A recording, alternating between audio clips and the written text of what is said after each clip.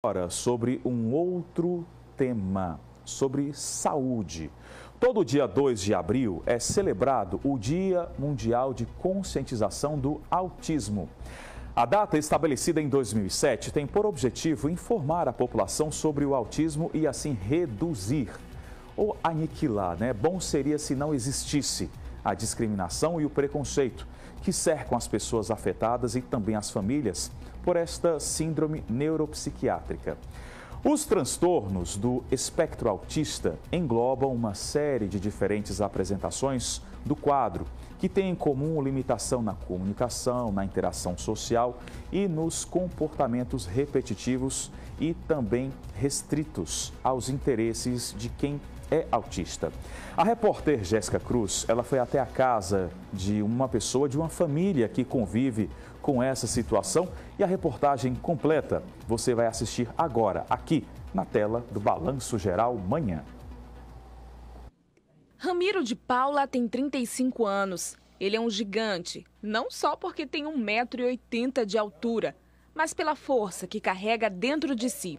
A história de superação de Ramiro e da família começou bem cedo, aos 8 meses de vida, quando a mãe, Maria, percebeu que o filho não era igual às outras crianças. Isso foi em 1984, quando ele nasceu, fevereiro de 84. Lá para o mês de outubro, novembro, dezembro, que ele já estava com 6, 7, 8 meses, eu fui notando que ele era um menino estranho, que ele era um menino, era o bebê que todo mundo queria ter. Era um menino calmo, era um menino que não dava trabalho, eu botava na cama, ele não reclamava. Então eu comecei a ficar um pouco preocupada. E assim, você sabe que mãe, a gente leva para o pediatra. Levava para o pediatra, fazia todos os exames, os reflexos dele eram normais. Então, daí eu comecei a me preocupar mais ainda, porque o olhar dele era estranho, ele não olhava para mim. Ele também, assim, eu falava e eu chamava e ele não olhava. Não era assim, a minha voz não agradava a ele, mas se eu machucasse um papelzinho de biscoito, ele olhava de imediato. Então, eu notei que tinha alguma coisa errada, E aí, bom, conversando com amigos, eu fui parar numa revista e nessa revista tinha uma reportagem da AMA de São Paulo sobre autismo. Quando eu comecei a ler as características do menino, eu vi que muita coisa, eu tinha passado desde a fase bebê até aquele momento que ele estava com 1 ano e 2 meses. E daí eu fui procurar médico já, neurologista, psiquiatra, e foi a minha via sacra naquele período. Eu tinha certeza que ele tinha alguma coisa mesmo, eu já vinha desconfiando, e depois que eu li a revista, aí eu vi que basicamente ele estava direcionado para um quadro de autismo. Nas fotografias de infância, Ramiro aparece sempre quieto, com olhares perdidos. Eram os sinais do autismo. Uma deficiência que provoca dificuldade de interação social, de linguagem, além do comportamento repetitivo. Ramiro foi diagnosticado com o caso mais grave. Todos os sintomas fazem parte de sua rotina. O Ramiro, assim, felizmente é um caso bastante grave. A gente sabe que hoje, a gente não fala assim, pessoa é autismo, está dentro do espectro autista, E dentro desse espectro autista, nós temos autista leve, de moderado e grave, No meu caso, acho que eu fui muito abençoada, como diz a história, de ter o Ramiro, que é um caso muito grave, Ele tem todos os comportamentos. Ele tem problema de rotina severo. Então, se você tira Ramiro da rotina dele, ele aí entra em crise de imediato, entendeu? Hoje ele mantém um pouco de contato visual, mas muito pouco. Ele não responde quando chama ele também. Ele não tem medo dos perigos reais, Ele resiste à aprendizagem. Ele não chegou a falar. Ele não fala. Quer dizer, então, todos esses comportamentos de autismo grave ele tem. Ramiro passou pouco tempo na escola. À época, Sergipe ainda não tinha profissionais capacitados para trabalhar com autistas. Foi então que a mãe tomou a atitude de criar a Associação dos Amigos dos Autistas em Sergipe, a AMAS. Naquela época eu procurei aquela médica, que foi aquela médica que cuidou muito de mim, que é uma neuropediatra, a Marbene Guedes. Então, eu pedi a ela se ela tinha algumas outras crianças com esse comportamento, com autismo, que eu precisava conversar com essas mães para que a gente pudesse fazer alguma coisa. Daí ela me deu alguns contatos, Passou meus contatos para as mães, elas ligaram para mim e a gente aí começamos com 4 famílias. Aí fundamos a Associação de Amigos do Autista, isso em 1987. Hoje as dificuldades permanecem e até algumas delas se agravaram depois que Ramiro desenvolveu o Parkinson. Juntos, mãe e filho contam com a ajuda de pessoas que têm o melhor a oferecer: o amor. Dia A foi um dia muito importante, foi determinado pela Organização Mundial, pela ONU, né? Organização das Nações Unidas, e que o dia 2 de abril seria o dia de conscientização mundial do autismo.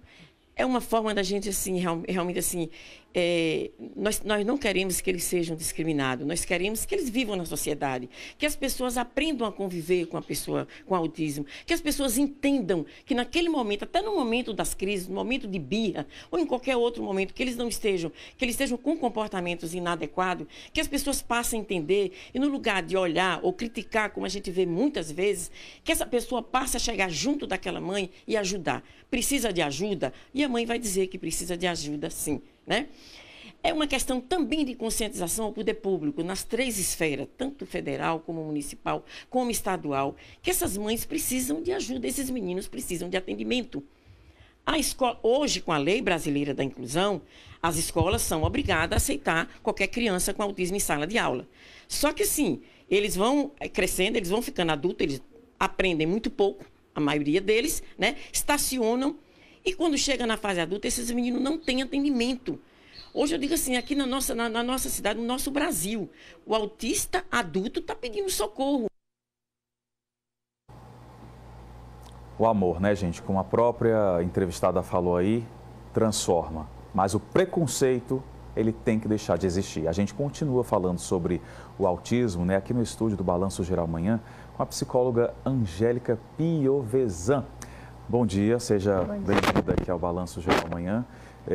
Como lidar, né? A gente viu aí que existe uma limitação, infelizmente, na própria questão do tratamento, de locais apropriados para lidar com essas pessoas, né? Principalmente crianças que estão iniciando a fase de escola, mas a gente sabe que as escolas brasileiras, elas não são preparadas, digamos assim, no quesito dos funcionários, dos professores, de terem uma didática diferenciada para esses estudantes.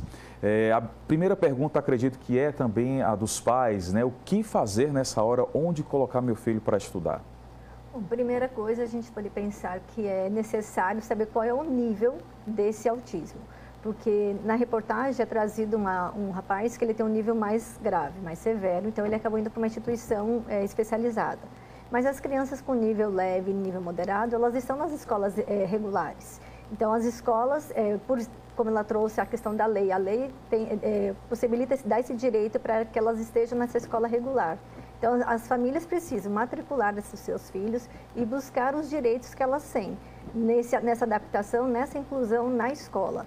Claro que é necessário que busque uma equipe profissional, uma equipe que dê esse complemento, esse suporte para que ela seja desenvolvida.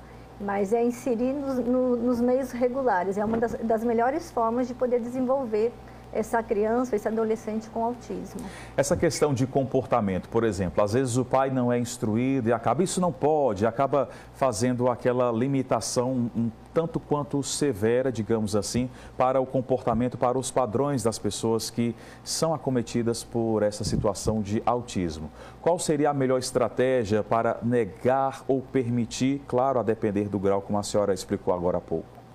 Isso é interessante, porque muitas vezes a gente fica fechado no diagnóstico. E, na verdade, o que a gente precisa é conhecer. Há um diagnóstico, a gente sabe que há um déficit na comunicação, um déficit na interação, mas a gente também tem que procurar inseri-la na sociedade dentro das regras, ensinar o que é o certo, o que é o errado. Então, a família tem que saber disso, porque muitas vezes acaba não ensinando o que pode e o que não pode fazer, pensando só no autismo.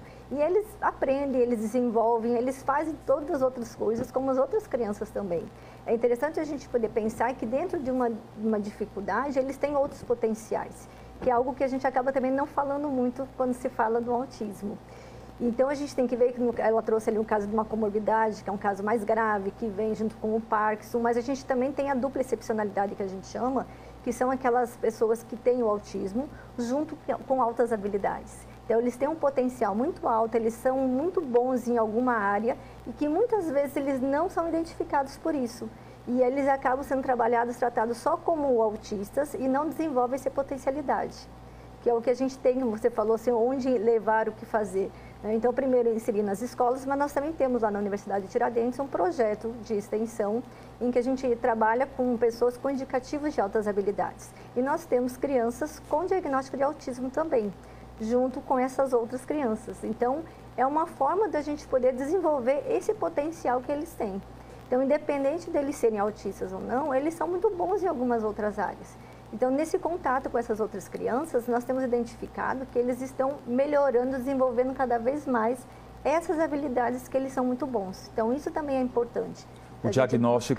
O diagnóstico é feito pelo médico e existe o acompanhamento psicológico e também de medicação. Como é que é esse processo para quem não entende, ficar sabendo como é que funciona e acabar de vez com esse preconceito? Preconceito não leva ninguém a lugar nenhum em relação a progresso, pessoal. Então, o diagnóstico é médico, é encaminhado para outros profissionais que podem estar trabalhando junto, a depender do que seja necessário, o psicólogo, o fonoaudiólogo, o terapeuta ocupacional. Medicação, não por ser autista, a medicação só é inserida se vier com uma ansiedade, se tiver alguma questão de alguma outra comorbidade junto. Pelo autismo em si, não há medicação. Mas às vezes eles têm uma dificuldade em dormir, têm uma dificuldade por conta da ansiedade. Então aí sim é introduzida a medicação, ou vem junto com alguma outra comorbidade. Eu agradeço aqui os esclarecimentos da senhora, a psicóloga Angélica, e o sobrenome é um tanto quanto difícil. Como Piovesan. Piovesan. Muitíssimo obrigado, uma excelente semana para a senhora. Obrigada, bom dia. Para vocês também. Show preconceito, pessoal.